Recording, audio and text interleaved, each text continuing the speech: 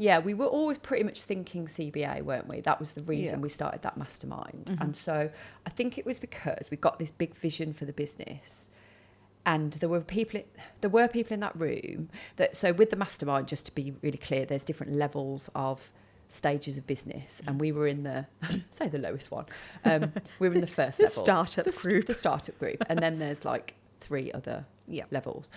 But we were at the bottom of that startup group, and there were people that were kind of nearly reaching the next level, so they kind of done a lot of the work, and they were making really good successes of their businesses.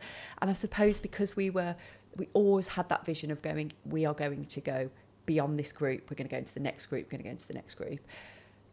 I looked up to those people because I'm like, well, they obviously started where we were, and look what they're doing. And I aspire to be those people. And I could see that we could be those people in that room, and we could plan for that business to, do all of the growth it needed to do. The value you saw was the aspiration. Yeah. It's those people have started where we are, and now look where they are. Yeah. And they're still really nice, humble, down to earth people. Well, I think that's the biggest thing, is that they were really nice people, and really, even if they were just successful and some were like on that teetering of the 6-figure mark, they were just interested in what you did. And the beauty of the mastermind approach is that it kind of is what it suggests it is. You mastermind between each other. You get to hear each other's experiences. They put you in groups, so you're purposefully not just with each of us. And actually, we often get split up, don't we? So you're in one group and I'm in another group. And that's really nice because it kind of forces your hand. But also, it's really interesting to hear about other people's business experience, and that they're going through the similar struggles that you are, but in a completely different industry. So where I thought I was completely like, it was unrelatable to me, I was suddenly going, it's the same problem, it's just a different industry. Or it's the same, not problem necessarily, but it's the same like goal they've got, but they're just in a different industry. I just thought that was really, really valuable. Yeah. I always think as well, and I don't know because I have no data on this, but my gut feel is, in an industry like ours where it's very emotionally driven, I think, because you're working with animals and people and all of the stuff that goes along with that, I feel like business can potentially come across as a little bit crass. Yes.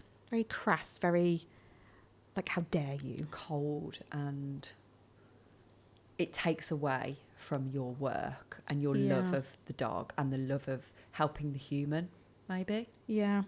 Whereas obviously we don't look at it like that.